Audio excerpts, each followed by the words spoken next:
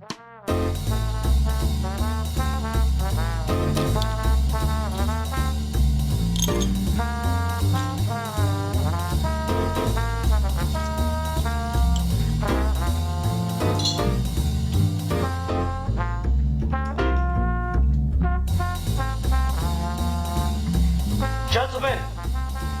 the time has come once again to discuss things.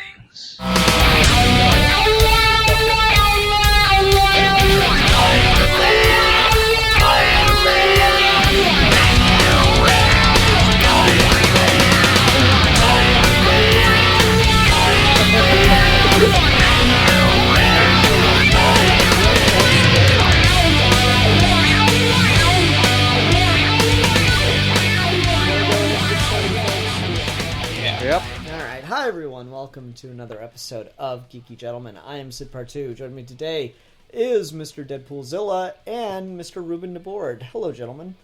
Hello. We're not old. You're not? Okay. We are not old. I thought talking about our lack of not being old would pertain to our subject today. Indeed. Today we are talking about aging in comics is kind of what I boiled down the title to. Though that is really, really vague, and so I want to be as specific as possible with this. And I want to talk about, in particular, young characters in comics. So to kind of give you a window into the mind of Ian Harrington, what kind of got me thinking about this is I really love the Super Sons comic that just wrapped up, and luckily we're getting a spin-off miniseries. Or maxi series. And like I really like the way that Tomasi wrote both Damian and John really like actual kids. And someone somewhere pointed out that the dynamic is probably just as strong, if not stronger, than Tim Drake and Connor Kent. And that got me thinking about Tim Drake used to be like the young one of the Bat family, but now it's Damian Wayne. And Tim Drake being the young one made me think about Jason Todd and Barbara Gordon and Dick Grayson. And just this weird thought came to my mind. If it not already, Dick Grayson is very close to having been Nightwing longer than he was ever Robin. Mm-hmm. In real time.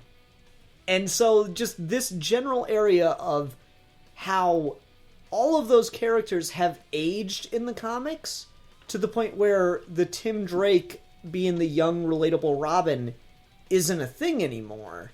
The younger generations are relating and identifying more with Damian now.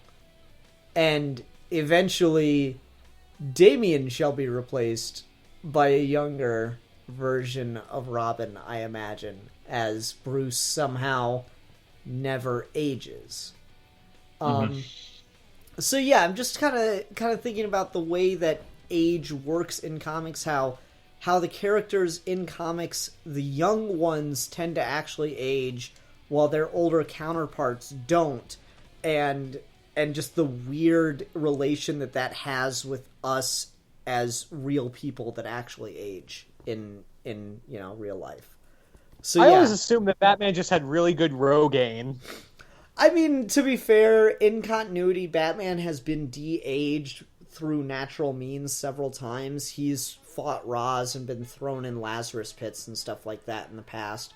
So he has been youthified a number of times in comic history, which is one of those things I don't think we'll ever see that in a movie, but my god, if they pulled some shit like that, I would be amazed. But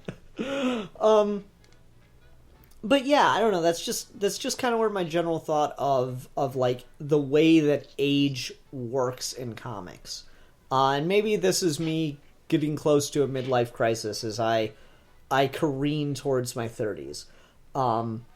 I don't know. Hey, just like me. Yeah, just something that's been kicking around in the back of my head. So, with that general premise, that general thought process in mind, I don't know, where do you guys, what kind of thoughts is this bringing up in you guys? I don't have really much of a structure in mind for this. I just kind of want to pick your brains. Who's ever got something, go ahead. Do you... Oh, go ahead. Okay. No, I was... One of you quit being polite. Deadpoolzilla, you get to I be think an asshole one of the tonight. Go. I'm sorry, what? Wow. Thanks, Ian. Way to make me feel bad. No, just one of you, like, you're both all like, oh, I'm sorry, no, you got it. Just fucking one of you, just take charge. Okay, Okay, well, fuck you, Ruben, I'll go first. My thing with it is that it's kind of inevitable because I don't, the problem is with these comics is that, it comes down to the creators not wanting to have these characters be at a certain age because realistically, yeah, Batman should be like using a walker at this point, or if we're going by reboot status, at least have some gray in his hair.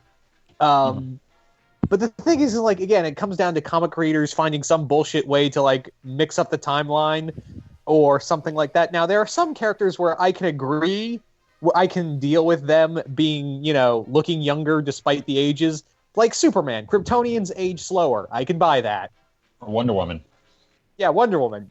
Another character. Martian Manhunter. There's another. But characters like Batman, and even like I know there's a lot of this stemmed from Batman, and I know, I know that. But there are like other characters on the Marvel side. We keep doing this to Peter Parker, where we treat him not so much, physically, but mentally like he's still in high school, and that bothers me to no end. Mm-hmm. Do you guys? Oh, go ahead. No, I was just going to say that's something we should probably talk about in this subject is characters being treated like, mentally they're still in a certain age, as well as physically.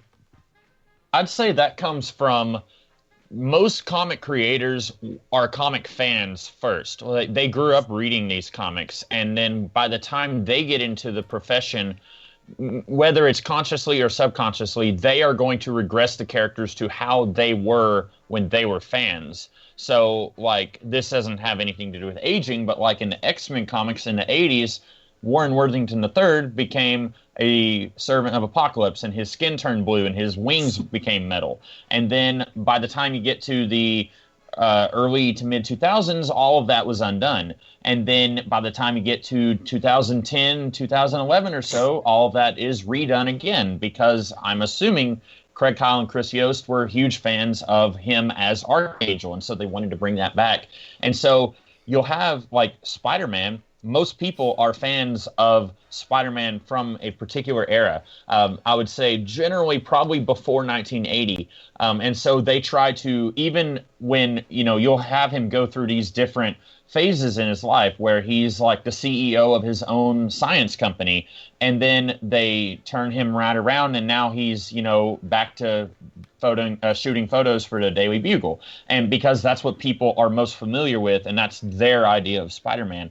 And I think that it's weird how, like, aging characters, it kind of, there's this ebb and flow. Like, Batman must always remain roughly 35 years old.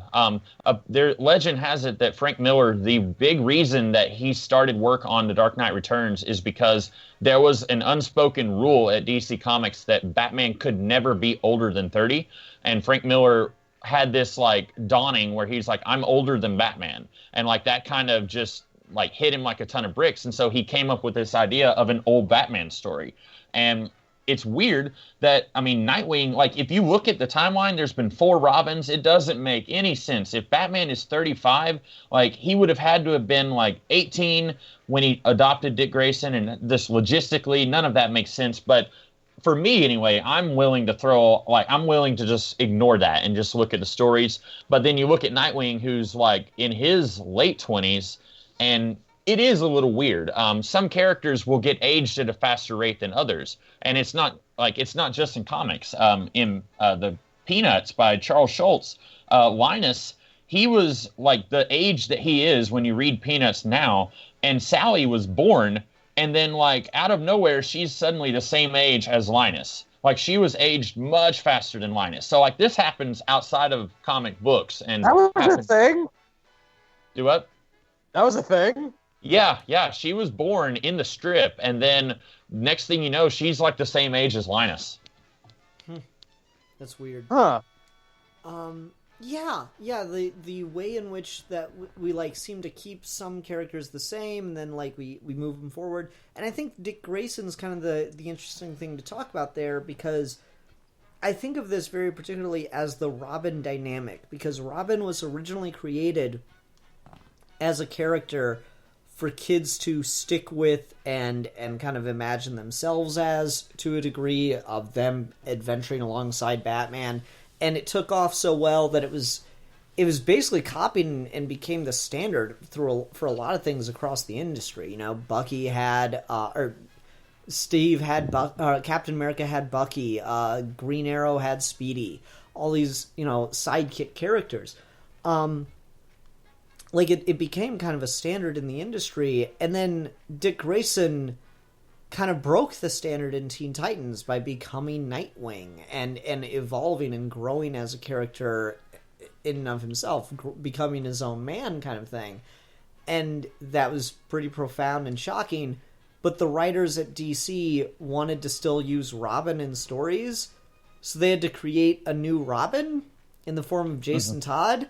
And Jason Todd's the shortest-lived Robin. I think he only had, 7 years?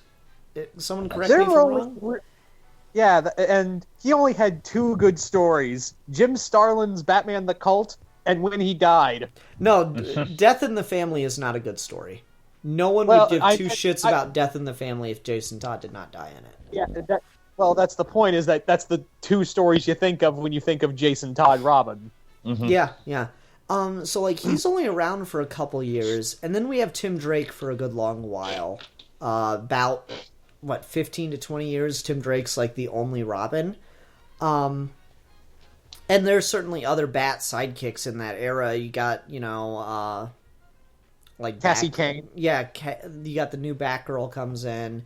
Huntress was kind of a wayward protege for a while there. You got a lot of stuff like that. And then, later 2000s, right before the reboot, we had Stephanie Brown take over for Batgirl. Mm-hmm. Yeah, she comes in for a while. But then Damian Wayne comes in, and he eventually becomes Robin to Dick Grayson's Batman. But Tim Drake becomes Red Robin. Yeah, Tim Drake becomes, we don't know what the fuck to do with this character anymore. So, yeah, it's this really, really weird dynamic that we keep, creating these... you mentioned, Ruben, that, they went back and forth on what to do with Angel. We just keep creating new Robins, and they all are, young kids until they're not. Mm-hmm. And that's really, really interesting. Dick Grayson suddenly becomes college-aged. And that's when he wants to become Nightwing. Otherwise, I think Dick Grayson Robin, before he was Nightwing, was kind of always a teenager. Always, 13 to 16 years old. And then suddenly one day he just becomes proper teenage, college-age kind of kid, 18, 19. And that's when he strikes out and becomes Nightwing. Yeah. The Nightwing transformation is really fascinating to me. It was a series of accidents, and I think a happy accident. But Marv Wolfman, you were talking about how Robin was created to be the kid's entry point. A kid imagines himself as that kid's sidekick fighting with Batman, and Marv Wolfman, he famously, he said that. He thought that was garbage because, he said, when he was a kid, he was kind of chubby, and he said, he never, ever imagined himself as Robin, but he said, one day I could imagine myself becoming Batman if I, through hard training and whatever. And so, he never liked the idea of kid sidekicks, which is amusing because he ended up spending, 12 years writing the Teen Titans, and that's, the big thing that he's known for. And, before the new Teen Titans, I want to say Robin was in college, but he was still, recognizably Robin. He didn't look like he was much older than he had been for the past, 30 years. But then Marv Wolfman immediately introduced this idea that there was a lot of tension between him and Batman. And then it got to the point where like Marv Wolfman was called into the office one day with whoever was writing the Batman books at the time, and Marv Wolfman just assumed that he was no longer going to be allowed to use Robin. And they said, no, we want you to keep Dick Grayson, but we're going to introduce a new Robin. And so, like, all of this happened. It was just really interesting to me that it wasn't this whole, like, we're going to make Robin his own man. It just kind of, it grew out of Marv Wolfman's disdain for the idea of kid sidekicks. So, like, one of the only characters in that team that was a sidekick, he was trying to distance himself from that by saying there was tension between Batman and Robin. Mm-hmm. Yeah, that's really interesting. So, like, you know, Dick Grayson got to develop as a character and kind of strike off on his own, and increasingly that definitely happened with Jason Todd in a very dark direction once they brought him back. Red Hood is, and I still don't like Jason Todd being a member of the Bat family, but Red Hood has kind of gone off in his own direction in the same way that Dick Grayson did. Albeit a darker side. Yeah, it's the dark, he's the black sheep of the family, you know. And then Tim Drake is kind of caught in this weird middle ground where he doesn't quite get to do that yet because he just kind of become Nightwing 2.0 at this point. They don't quite know what to do with Tim Drake, but they definitely they tried that for a while when he first became Red Robin at the end of the old 52. He was kind of going off doing his own thing, and that was leaving the space for Damian to be the new Robin, to be the new young kid that people associated with, and like again the same thing. It's much like the reason I go straight to Batman and the Bat family is because that is where it's the most recognizable, because that's where it's been done the most, where we keep redoing the same trick. But again, part of what got me thinking about this was Super Sons. Superboy has gone through these evolutions. You know, Superboy used to just mean young Clark Kent. Then it meant Connor Kent. Rest in peace. Yeah, and now it's John Kent. Like, Superboy has gone through these evolutions and become younger and younger each time. Like, I remember the original Superboy comics wasn't, like, young Clark Kent, teenager, and then Connor Kent was, like... Connor Kent was, like, 13 or 14 when he first started off, right? Like, young Clark Kent was like, supposed to be 17, 18, if my memory serves. Yeah, I think they, like, I mean, in the very early Superboy comics, he was, like, probably, like, 8 or 9, and then he was, like, a teenager, and then I don't even know when the young Clark Kent Superboy stopped. I guess around Crisis on Infinite Earths, and I don't know how old he was by the time they stopped doing those. Yeah, and Connor was kind of always just vague teenager age, from what my memory serves. I haven't read a ton of Connor Kent, and then John is 10. Damian was introduced at 10 years old.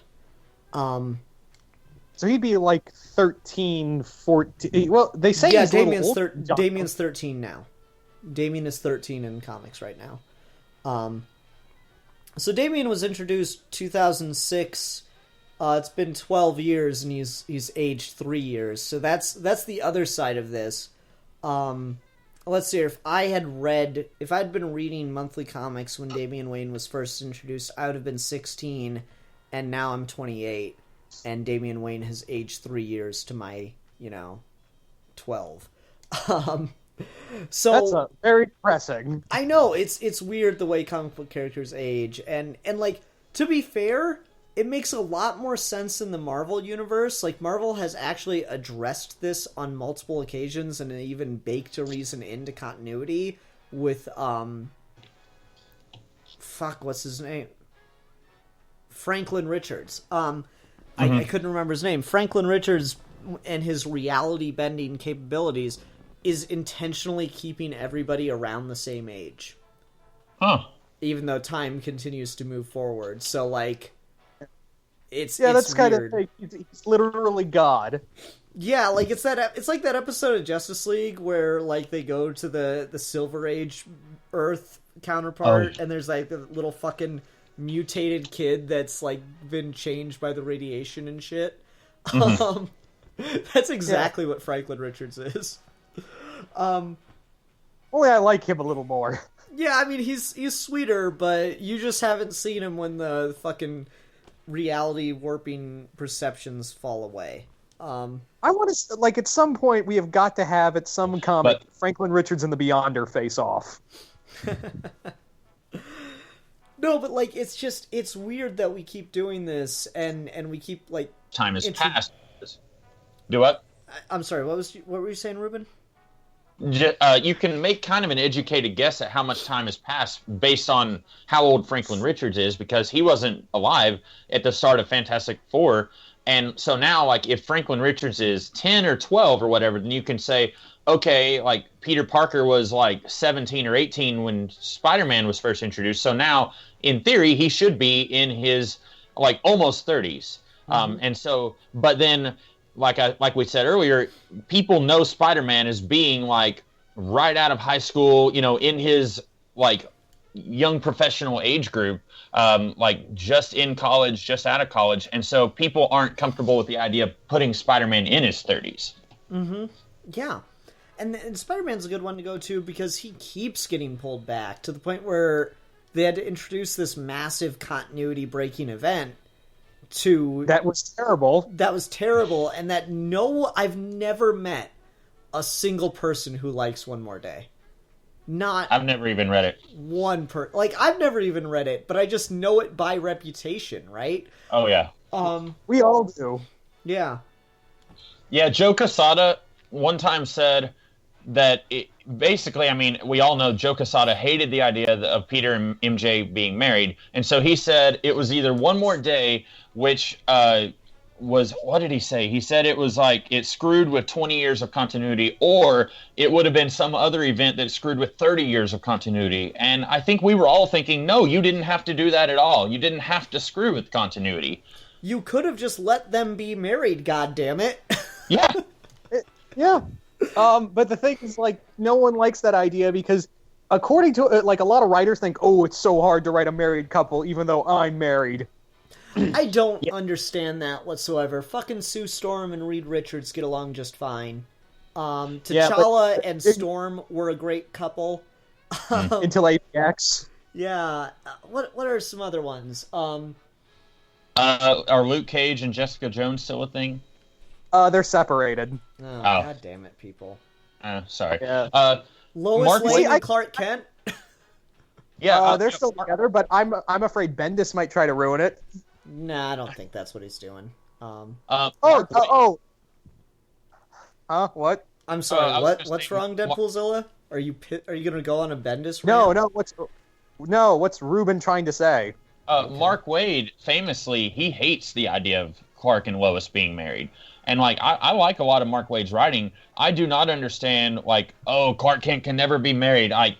It's one of those things where I can kind of see where people are coming from. Like, if you actually allowed characters to age in real time, like 1 year in the comic equals 1 year in real world, like, by now, Peter Parker would be a grandfather or dead. And, like, people like Spider-Man. People don't want to read about his grandchild. They want to read about Peter.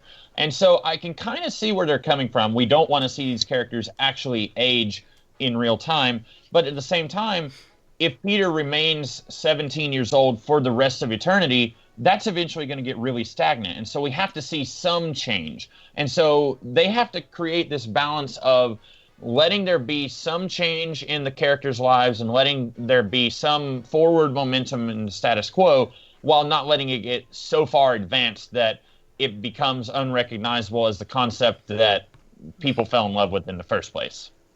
Mm-hmm. Yeah. Yeah, it's that fine balancing act, because, I don't know, it seems like there should just be a constant, like, setting of stories without time that are kind of just always, like, in whatever continuity you want them to be with the main character, and then there should be mainline continuity which just lets characters age and die. Now, there are comics out there that do have real-time aging, like Hellblazer and Punisher Max. Savage Dragon does it? Yeah, Savage Dragon, that's another one. Oh, okay.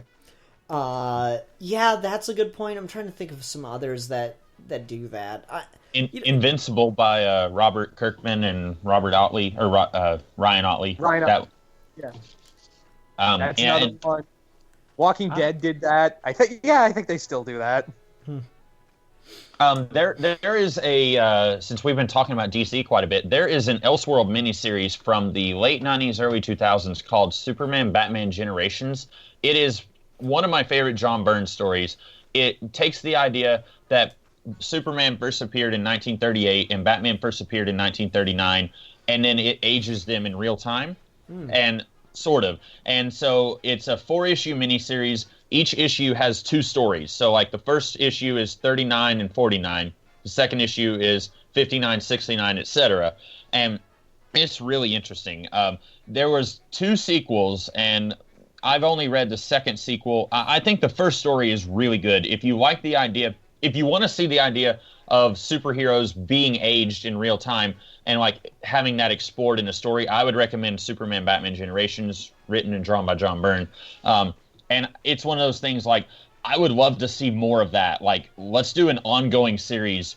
Like, just do one series at Marvel that features the entire Marvel universe like aging in real time. I would love to see something like that. That could be interesting, yeah. Mm-hmm.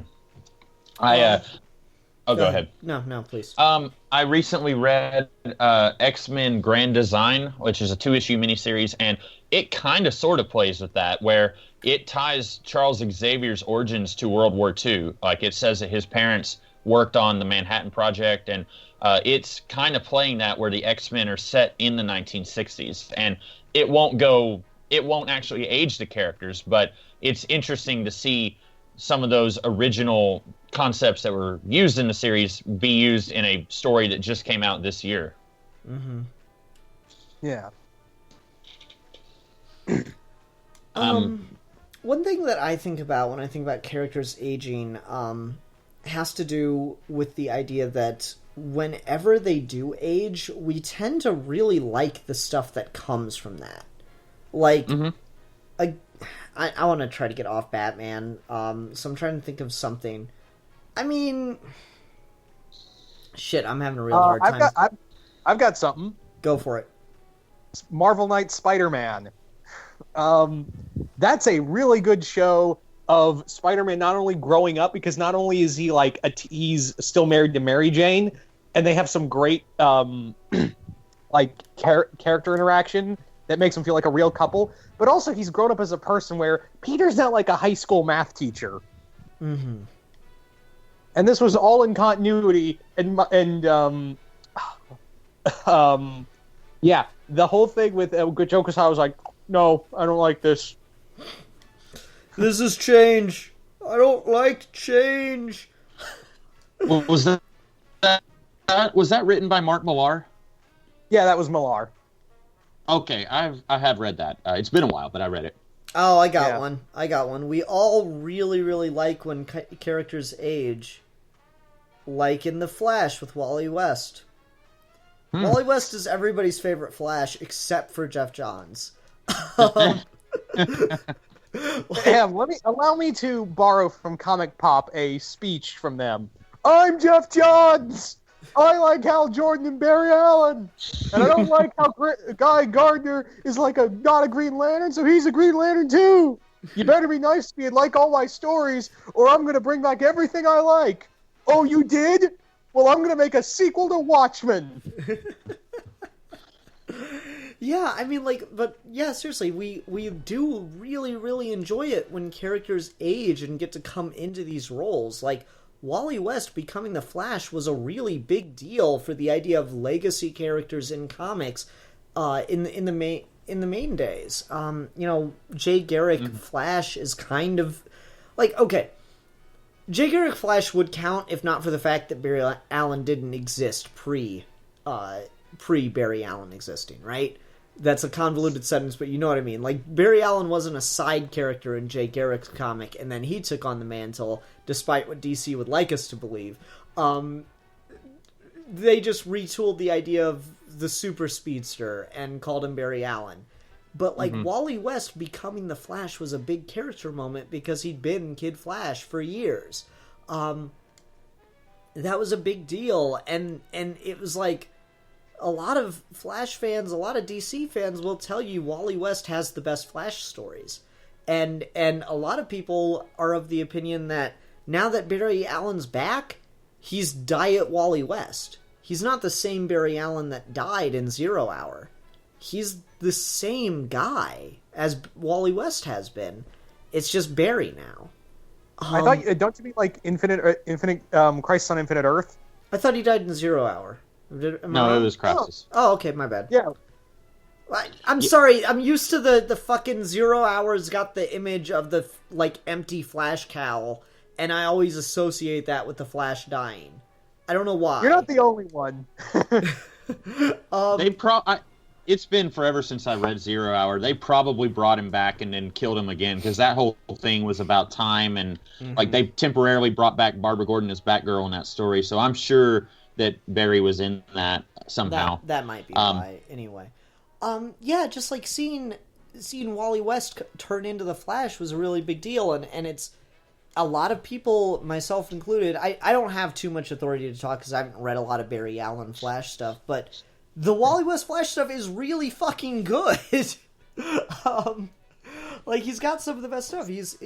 Wally West was the Flash in Justice League, the cartoon. Wally West was the Flash Grant Morrison used in his run. Wally West had the big runs in the 90s with Wade, Johns, Morrison, and Millar. Runs. Here's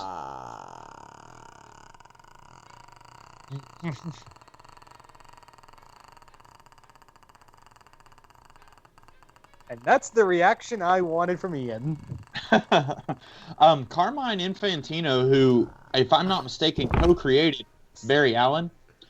He one time was at a panel, and somebody was like, they thought that they could get like a reaction out of him, and they said something like, "Yeah, I can't believe that they killed off Barry Allen, right?" And he was just like, "Who?" And then someone said, "Oh, your Flash that you created." And he was like, oh, well, you got another one, right? And it was like, not at all like the reaction they were expecting. And I think that's hilarious. Yeah. I don't know, it's weird, because we love the idea of aging characters and getting to have characters come into their own, like Nightwing, like Wally West. But then we always hit the reset button because we want new readers to be able to come in and greet these characters that they're familiar with.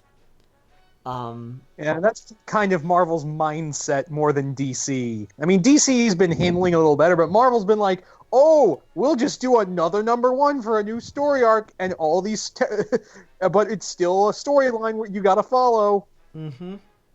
12 issues later. Yep. Yeah. So correct me if I'm wrong. Dimplezilla, have you read any of the Punisher Max stuff? Yes. Okay. So, and have you, Ian?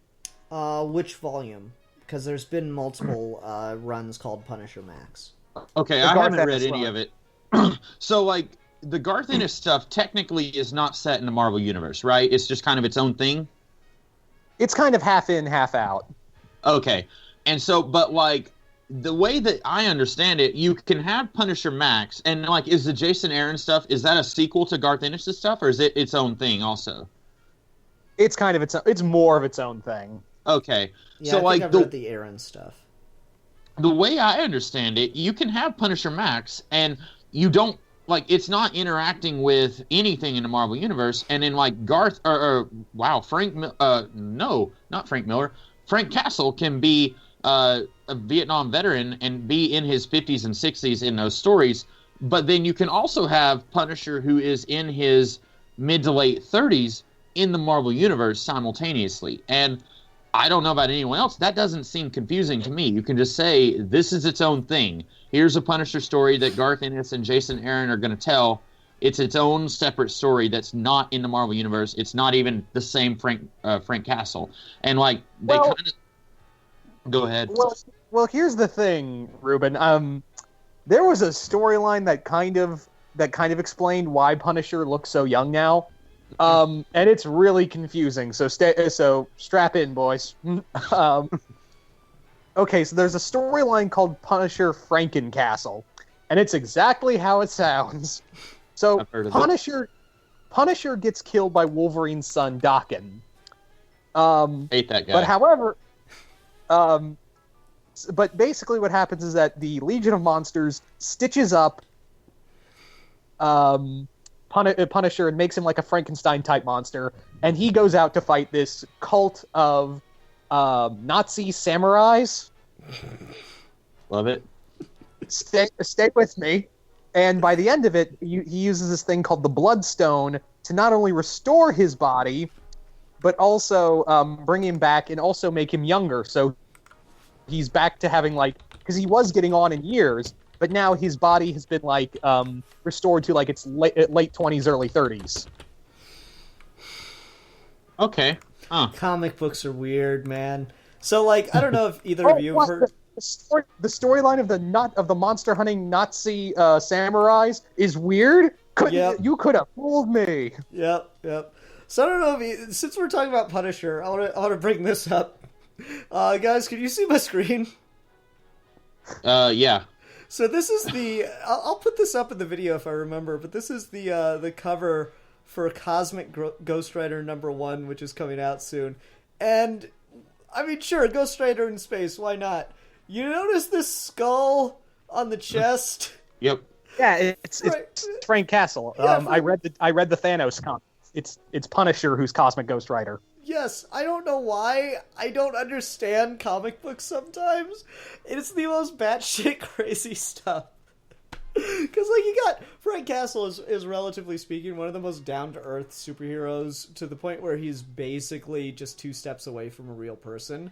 Like everyone always goes, oh, if you just had $1 billion, you could be Batman. I'm like, hey, you need $1 billion and literally the perfect human body to be Batman. Frank Castle is just that 1 degree removed from reality, where he just, like, the most fictional part of Frank Castle is he just is really lucky that no one kills him. So Frank Castle is one of those, like, grounded comic book characters, I think, as far as, like, feasibility in reality. And yet he's fucking Frankenstein and Nazi samurais and fucking Cosmic Ghost Rider. Comic books are weird. There was also a comic called Space Punisher where he became a Buck Rogers type character, only he killed everything in his path. Okay then. And this is kind of sort of related to, like, aging these characters, but, like, I feel like that's kind of... Punisher's a weird animal, and I've never really been a Punisher fan, but, like, Punisher's weird because his core is he's a dude who shoots people. And, like, as an aspiring storyteller, I don't see a whole lot of potential in that. Like, I would get really bored with that as a writer and as a reader. So I feel like that's why you have stories where it's like, he becomes Frankenstein, and then he becomes an angel of death, and then he becomes a cosmic angel of death. And it's like, what can we do to make things weird and, like, shake things up a little bit? And then they will always return him back to he's a normal dude who shoots people. And so I feel like that's kind of the same as, like, we have characters who are going to be, like, in this one, like, kind of status quo, and then we're going to age them a little bit and try and get them out of that, and then eventually... 10, 15 years from now, they're going to bring him back to that status quo. Mm-hmm. Yeah, it's the strangest shit, and like, it's really interesting to see when something will stick and when it won't. Mm-hmm.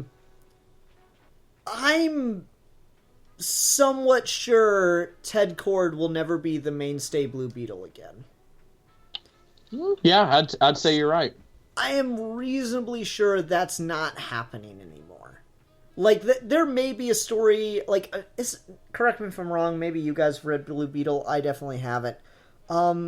Isn't that book kind of doing kind of a Batman Beyond thing, where Ted Kord's trying to train the kid whose name I forget? Is it Jaime? Okay, it's Jaime. It was either going to be Jaime or Javier. Jaime, aren't they doing kind of a Batman Beyond thing where Ted Kord's helping train Jaime right now? Basically. Yeah, okay. I only read the first volume, but yeah. Yeah, so they may do a story where Ted Kord puts on something akin to his old Blue Beetle costume and goes out and helps Jaime, but Ted Kord, I don't think, is ever going to be the mainstay Blue Beetle. I think Jaime and the Scarab are, like, now the thing for that character. And the reason I'm not sure about that is I would, mid 2000s, I would have said, yeah, Wally West is just going to be the Flash forever. We're never getting Barry Allen back long term. Like, he may pop back for a story or something, time travel bullshit, but I don't think Barry Allen will be the Flash long term ever again. I was fucking wrong, because some writer just felt differently. And there's nothing inherently wrong with that. I mean, to be fair, while Wally West was the Flash in the DCAU, he still had Barry's origin. Wally West was the Flash, and he was definitely characterized as a more jokey, younger character, but, like, his origin was not connected to being the Kid Flash in that continuity, so how much did it really matter who the Flash was in that show? For all intents and purposes, they only name drop him as Wally a handful of times. Could it have just been Barry Allen, but it's a fun, jokey Barry Allen? I don't know. So, like, that becomes kind of the other questions. How important is the age of a character? How important is the legacy of a character? I mean, what if Batman Beyond was just what I guess will eventually happen, assuming these characters stick around? What if Batman Beyond was just Bruce Wayne in the future? Like, if we never got, like, a Batman Beyond show, if time just kept going and we just kept modernizing Batman till we're in the year 2060 and fucking flying cars are a thing. Yeah. The other thing, like, I just realized this, there was also a series from Marvel in the 90s, 2000s, was called MC2, which featured Spider-Girl. The main focus, was Peter and MJ's daughter as the main focus, but they made it a whole thing. Like, you had characters like Wild Claw, who was the daughter of Wolverine and Elektra. There was like a second Juggernaut who was the son of the first, and he's on the Avengers. There was like a lot of characters, and even they tried to do this again. Remember that animated in a Bendis's Avengers run where he tried to canonize the animated Young Avengers team that was from the shitty movie. God, that fucking movie's trash. It's like they watched the first two movies and were like, okay, we wrote the Avengers like children in the first two movies. Let's just literally make the Avengers children. This seems like a horrible idea. It is, but it'll make money. God, those movies suck.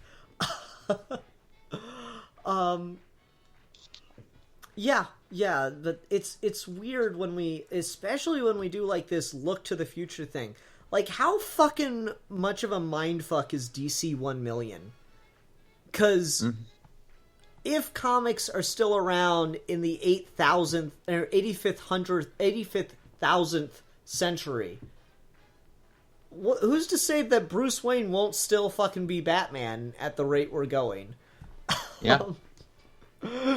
Like, it's just weird to think about, like, the idea that these heroes will stick around for generations and won't change. And, like, it's weird because comic books are the modern mythology, but they're characters of fiction, like Oedipus. They aren't immortal gods, for the most part, like Zeus, you know? Like Oedipus Rex is a Greek drama, a Greek tragedy. It's a fictional story, and while gods play a part in it, a small part, Oedipus isn't a myth as much as it is a story. Whereas Batman and Green Lantern and all that shit is a story and a myth. It's equally both, and that's weird.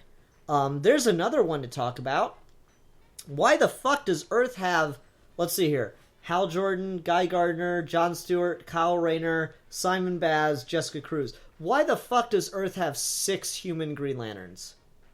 What? Space Sector 2814 has 6 Green Lanterns to itself, and they're all human. And every other sector of space has... 7 if you count Alan Scott. Alan Scott doesn't count because I could kick his ass with a pair of clogs. And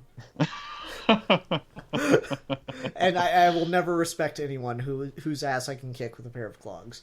Anyway. I like Alan. Well, you and Red Leader Antilles. Hi, Red. Thanks for listening.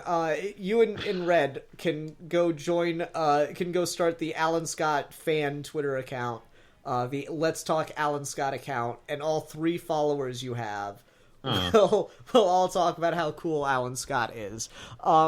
Anyway, point being, like, we keep doing these same tricks of introducing the young new kid Green Lantern, the young new kid Robin, the young new fresh version of these characters. We keep doing it because we like the idea of characters aging, but we're in this weird in-between space where we don't want to get rid of the old guys.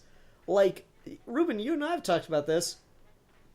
Xavier and Magneto should just be the fuck dead by this point, right? Like, it should just be over with them. How many stories are left to tell with Magneto and Xavier in the comics?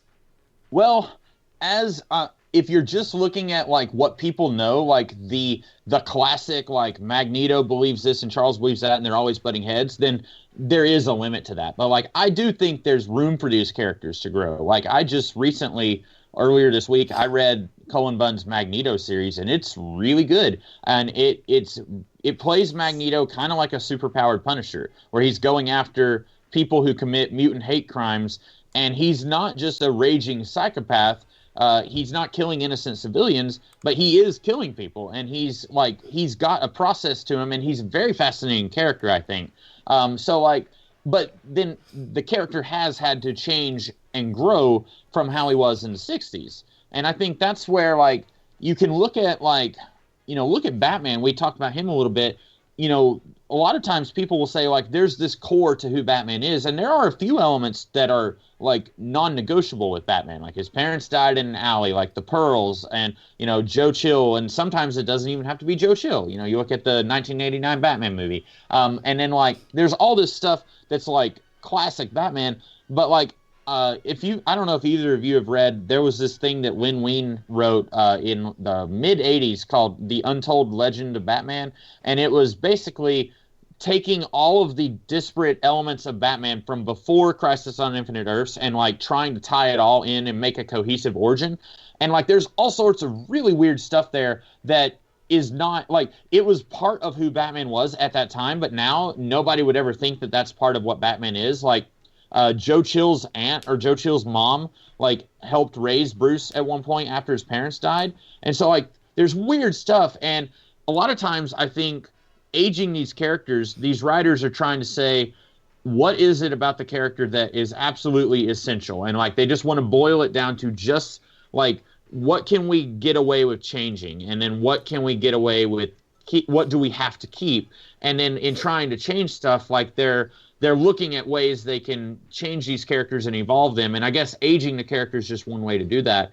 But a lot of times other people will say, no, you can't do that. This thing that you got rid of is an essential part of that character. And so that's where you'll have all this regression going back and forth. And I think there are two methods of thinking about this. Either there's kind of me, and I'm a bit on the cutting edge, I think, of, I'm just like, you know what, fuck it, no, Bruce Wayne's dead, Clark Kent's dead, Hal Jordan's dead, the new Green Lantern is fucking Jessica Cruz, and she's the only one. Damian has to take over as Batman now. Like, I am all for that fucking continuity, and I am there for it.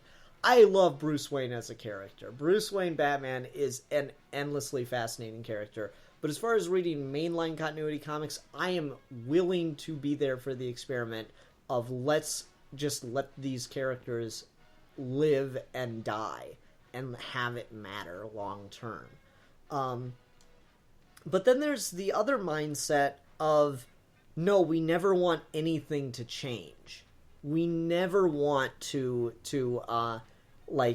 read a story and not have Bruce Wayne be Batman. We never want to read a story and not have Tony Stark be Iron Man. We want these characters to remain who they are in the popular consciousness. And I think comics have, like, tried so hard to just walk this middle line where Bruce Wayne does evolve and grow as a person and does age in important ways, like properly becoming a father with Damian, and not just taking on a new friend, a new ward with Dick, Jason, and Tim. But at the same time, it's a ticking clock to when that gets reset, and we just go right back to getting a new one, and a lot of that character growth is then lost. And I think that's like what some of the frustration behind particularly Tim Drake fans is Tim Drake's character had to suffer to keep Batman in the same mental place where it made sense for him and Damian to have a dynamic. I've said the same thing about, you mentioned Wally West and Barry Allen before. Barry Allen is brought back and Wally West is immediately sidelined. Even if he's still alive, he's not the center of the Flash book anymore. And I don't read a ton of Green Lantern. Mostly my Green Lantern knowledge comes from the Justice League cartoon and the Justice League comics. But like, as soon as Hal Jordan was brought back, it seems to me that Kyle Rayner became at least 50%. Go ahead.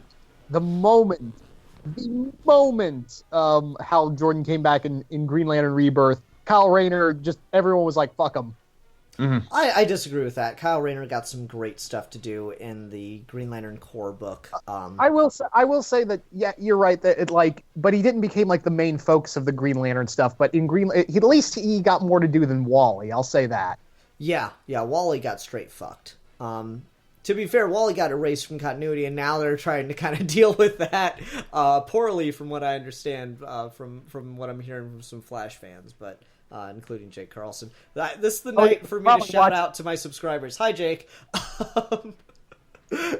Anyway, no, but like that's just like it's a thing where we just keep sidelining the character in order to shift the focus back to the main character, and I don't know, it creates this really frustrating dynamic where, yeah, I get it from a marketing standpoint, but I really just want to go for more middle road where there's like always going to be Bruce Wayne Batman stories that don't have an effect on mainline continuity and are kind of just always set in continuity but years ago. And then I just kind of want the Dick Grayson, Damian Wayne Batman book. You know, that's the Batman and Robin book I want to be running right now. And like Nightwing would no longer be a thing, and Tim Drake could be filling that same role, but as Red Robin. That's what I wanted. Go ahead. It's kind of like the Ultimate Universe at Marvel, and like when it first started, it was like we're taking the Silver Age of Marvel, but we're placing it in the early 2000s. And if I'm being honest, a lot of that it reads pretty poorly today. But then about 6 or 7 years in, they did this huge shakeup, and it was like no character is safe. Like nothing is safe. Like Peter Parker's. Go ahead. No, I was saying Ultimatum. That's yeah. Ultimatum, and from what I've heard, Ultimatum is like one of the worst stories ever. But it signaled a chance to just have a clean slate. Like you can have a brand new team of Avengers, you can have a brand new team of X-Men, and they did. And people hated it, but like that would have been really cool if you could do something like that. I'd love to see it at DC and Marvel. Like just have a series where it's like, here's your Anything Goes series where like Bruce Wayne died, I don't know, fighting the Joker 30 years ago, and now Damian and Huntress are running the Bat family or whatever. Like you do whatever you want. I'd love to see like a franchise like that, kind of like Deadpoolzilla mentioned, the MC2 universe, which mostly people remember Spider-Girl. That was the one that Tom DeFalco would not let die. But like you could do that. Like I think people, maybe I'm overestimating people's interest in a series like that. I would be really into that for both Marvel and DC. And then you could do what you said, like have other titles where it's more. I don't want to call it playing it safe, but kind of. I think that's a kind of interesting idea. Yeah, it just seems like the most marketable thing because I feel as comic fans that read current, we want to see these characters grow and change. Like, I love seeing Damian and John Kent together on the page, which again is kind of what brought this all to my mind. I'm really into that. I still feel like there was a way we could have gotten it if we just kept letting the characters age. And I realize I'm gonna like shoot myself in the foot with this pitch because Damian Wayne probably wouldn't have existed. I don't know. Maybe it would depend when you decided to start this idea, I guess. But like, okay, from right now, DC Rebirth, the characters that die are gonna die. Characters are actually gonna age from this point on, right? Mm-hmm. I don't know. I'd like to see the future where Damian kind of becomes a really dark and twisted Batman, and John gets too busy fighting space stuff to realize what's become of Gotham on Earth, and then the two like meet again as old friends who haven't talked to each other in years. I want that story, and short of like a Super Sons spin-off or Flash Forward kind of thing, I don't think we're ever going to get it because continuity will never catch up. Right. And I feel like, you were talking about like how you kind of are of two minds. I feel like I am too, because sometimes I want to see change and I want to see growth. I remember back around, it was before in the X-Men comics, before Messiah Complex came out, I felt like things were just really stagnant with the X-Men books. I felt like it was just, I don't want to say boring, because there were some good stories that I liked, but I felt like things were too safe. And then they really flipped everything on its head to the point where now, like, nothing is safe in the X-Men and hasn't been for 6-7 years. And I kind of want to see things go back to a more familiar status quo with the X-Men. I kind of want to see everybody just get together and live under one roof in New York and just hug it out and be friends with each other again. And we haven't seen that with the X-Men at least since 2010. And then, like, on the other hand, like, looking at the two Marvel comics that I'm really interested in right now, there's a Jason Aaron Avengers comic, and there's the new Nick Spencer, Ryan Ottley Spider-Man book. And both of those are kind of returning to classic, returning to the familiar. Like Spider-Man, it looks like it's going to be very much embracing the old formula, kind of the classic Silver Age style, but doing it in a modern way. And Avengers, I've been looking at Avengers, but I haven't been reading Avengers for a long time. And this looks like this team is going to have like Captain America, Thor, and Iron Man. And it's going to be like the original Captain America, Thor, and Iron Man. And I have nothing against Sam Wilson or Jane Foster as Thor or any of the replacement characters. Like, I really like Sam Wilson as Captain America in that solo book. But when I'm reading the Avengers, I kind of want to see those guys, the main guys, as the Avengers. So I'm kind of a hypocrite, because sometimes I'm calling for there to be a big shakeup in the status quo, and then sometimes when they do it, I'm like pumping the brakes and I'm saying, no, please don't do that. Well, usually because when they do try to do big status quo moves, it's not executed perfectly. Now there is stuff like, Jane Foster becoming Thor. I think that was done very well.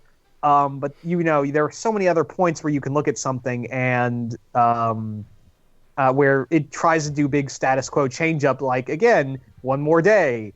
Wow, was that way off the mark? So far off the mark that it didn't even hit the target 30 yards in the other direction. Mm-hmm.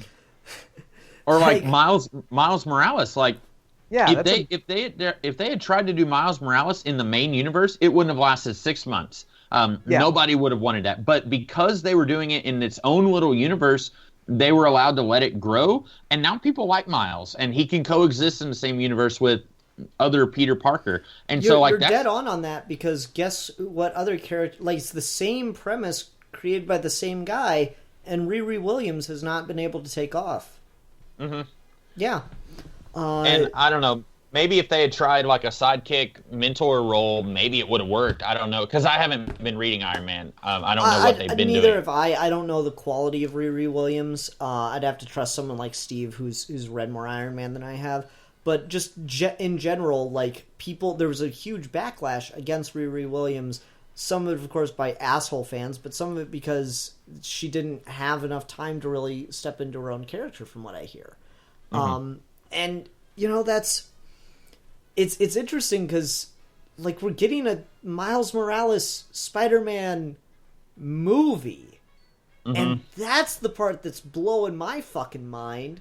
Like, obviously Marvel's been very successful with their big screen exploits, and they've just introduced Tom Holland Spider-Man. They're not going to get to Miles anytime soon, if ever. Oh my god, what the fuck if that's how they introduce Miles for Avengers 4? We get another... Never mind, anyway. I've thought about that too. I thought that'd be really cool. Anyway, well, let's talk. Well, real quick, there's also another legacy character that's also been popular in a short time, Kamala. Yeah, but I want to make a point about Miles real quick. Like, introducing Miles in its own continuity, and now he's getting his own movie, like, they're being very experimental with stuff like that. If we ever fucking get Robin on screen, if that ever happens, it's going to be Dick Grayson. There's no way they're not going to do that. There's no way we get Damian Wayne as the first on-screen Robin in, like, 20 years. Yeah. Never in a million years is that going to happen. And so it's weird when you think about it, like, that you can have such success with a legacy character like that. Anyway, you were saying, Deadpoolzilla? I was just saying, like, if you want to go by other popular, like, legacy characters that Marvel has done in the recent years, again, it's Kamala Khan, the new Miss Marvel, and she's on her way to the MCU. Yeah, and by extension, Captain Marvel. Yeah, she's a completely different thing than... She is... Captain Marvel's technically a legacy character who's completely surpassed her original, mentor character, I guess, or not even really. Sort of, yeah. It's kind of like you said. There's two good Jason Todd stories and one. Well, I mean, two memorable Jason Todd stories. Like, nobody knows hardly anything about Marvel from before he died. Like, most people know him as, oh, he's the guy who died of cancer, and he's like the only comic book character who hasn't come back to life. And like, I like some of the Silver Age Captain Marvel, but Carol Danvers has surpassed him in terms of popularity. And I think a big reason that Kamala, and I've never read any Miss Marvel, I've only seen her show up in other books, but I'd say a huge reason she has been able to work as opposed to Riri, is it Riri or Riri? Riri, okay. With her, Tony Stark is still a presence in the Marvel Universe, and people like Tony, especially in this post-MCU age. People don't want to see Tony Stark go away. Marvel has been gone and dead for like 35 years. And Carol Danvers, I guess she's in her own book, but by introducing Kamala, we're not pushing out Carol Danvers. It's not like Robin, where as soon as you introduce Damian Wayne, that kind of makes Tim Grayson superfluous. Or as soon as you... Tim Grayson, Ruben? Oh. Tim Grayson Todd. Yeah, it's a family name. But yeah, like, it's not like that, or like Wally West. Like, once you introduce Barry Allen again, and Wally West doesn't, like, it's not like that. Like, Kamala plays a very different role than what Carol plays, and nobody is interested in seeing Marvel, the original Captain Marvel, show up. So I think that's why Kamala has worked. And I don't know what the connection is between Carol and Kamala, but I feel like that is a very rare example of where she is a legacy character, but she's also just distanced enough from that legacy that her existence does not mean that we have to get rid of Carol or any other characters. Mm-hmm. Yeah. Side note, Ruben, I don't know if you've ever heard of this, but there's actually, like, I know people just remember Marvel as that dude who died from cancer, and also his role in the Kree Skrull War Avengers story arc. Mm-hmm. But if you ever get a chance, go check out the Secret Invasion tie-in with Captain Marvel. Oh yeah, I did read that. Yeah, it's really good of him, like, being sent to the future and in the middle of the Skrull War or the Skrull invasion, and at the same time he's like, "Wait, I'm dead." Mm-hmm. I'm trying to, like, deal with that. I think I've read that. I want to say I've read that. It sounds familiar. It's ringing a bell. But yeah, that's one of those things where I'm really shocked that Marvel still hasn't brought back Captain Marvel, like the original guy. And that's probably because Carol Danvers, if they brought, like, they've already got this character in Carol. Like, why would they bring him back? They've already got her. Although I wouldn't put it past them to be like, because Marvel is going to show up in the movie. I would not put it past them to like bring him back in MCU. I mean, back in the Marvel comics, excuse me. Like, back in the Marvel, like, he would be resurrected, because I was like, oh, he was in the movie, let's bring him back here. Probably. But at that point, it'd be like, well, what would be the point? We have Carol now. Why do we need you? And then it's just him just dealing with being inadequate and being replaced by a woman. And then, like, he becomes the villain. He becomes the men's rights group villain. Yes, that's new origin. I'm taking it.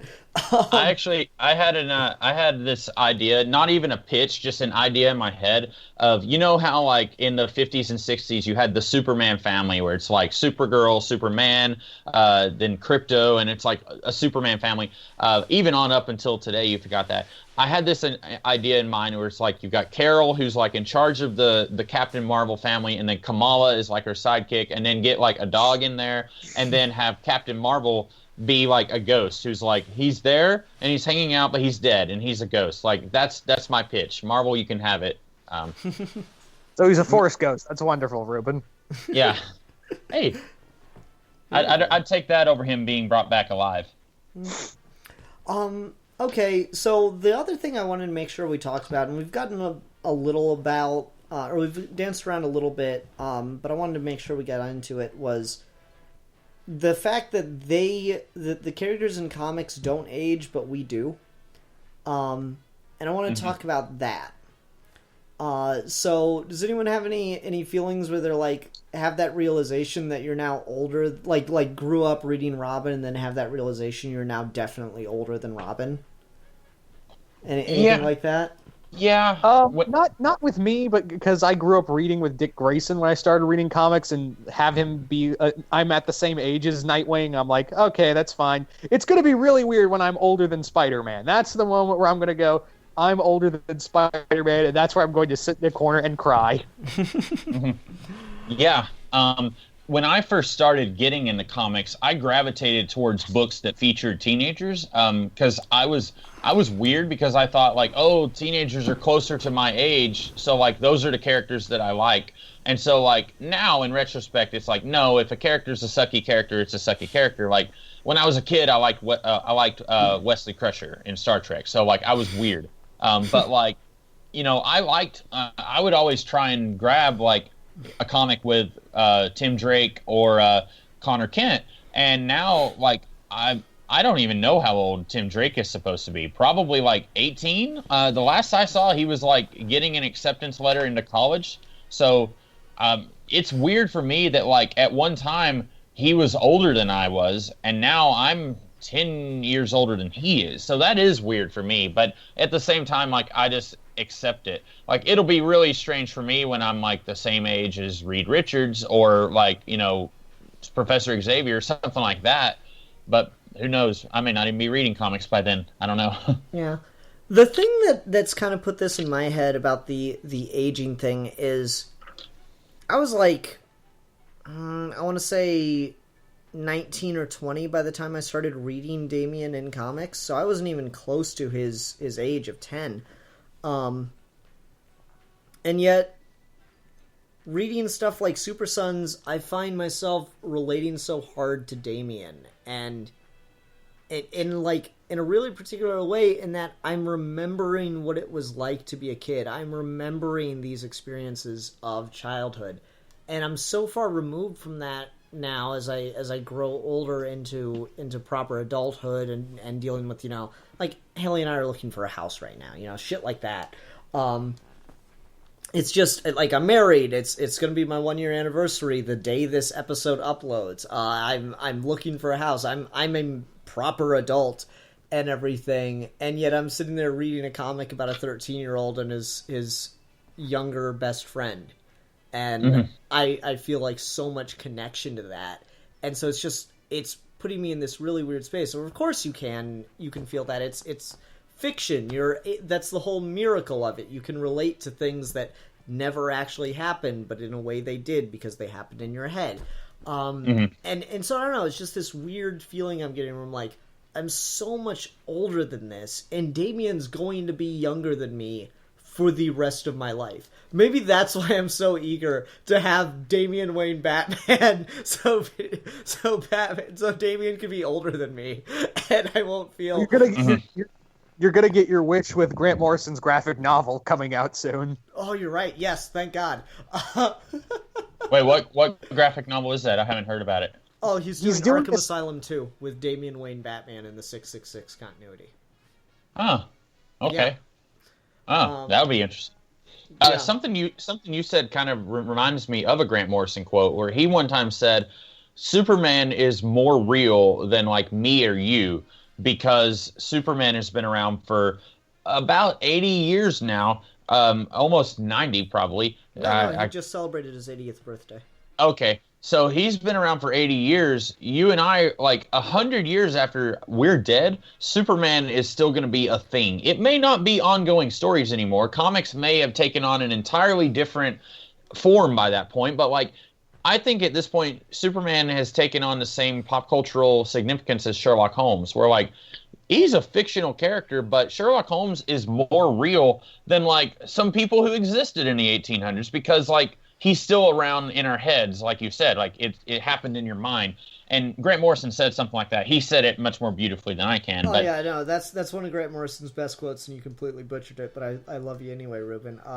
That was the line, is, in a way, Superman's more real than I am. Because, yeah, like, Grant Morrison's had a part in crafting Superman, and so he has a better chance of being remembered 100 years from now. But Superman's definitely going to be remembered, even if it's only a footnote in a history book, because some senator or president or whatever made a speech and referenced kryptonite, and the history book has to put in, kryptonite was the weakness of the fictional character Superman, who appeared in DC Comics starting in 1939. Like, that's going to be in a history book or something at some point, even if we're not still telling Superman stories. Yeah, the way characters age, I don't know, maybe I'm just getting to that point that Frank Miller was at, where like I'm getting the point where, I'm never going to be able to be Batman. Like, Bruce Wayne trained his whole childhood and adolescence and teenage years to be Batman. And I realize at this point, I'm 28, I'm never going to be able to devote my life to becoming Batman. So maybe I do need to go revisit Dark Knight Returns and see how fucking profound that feels now that I've realized I've missed that fucking boat completely. That ship has sailed, and they even waving to me from the harbor. So, I don't know, it's weird to think about the way that characters in comics either don't age or age in fits and starts or die randomly or whatever. But we keep going on, and it's just the whole dynamic of aging in comics is very profound to me. I don't know. Does anyone have anything else they wanted to talk about? I don't. I got nothing. You're all spent? Okay. Yeah, I'm all spent. All right. Well, Ruben, we need something to review for next week, sir. All right. I may regret this, but I am going to choose a short story. H.P. Lovecraft's The Call of Cthulhu. It is. I am sorry, but we've already reviewed that on this show. Oh, wait, no! You guys Yeah, that's a very old episode. are cutting out. What was the thing? That was a very old episode with Milan and Bill, but yes, we've already done an episode reviewing The Call of Cthulhu on Geeky Gentlemen. Okay, well, you guys cut out really bad. Dude, shut the fuck up. What was the thing? Shut up. Stop talking. It was going to be Call of Cthulhu. So let me think something else. Yeah.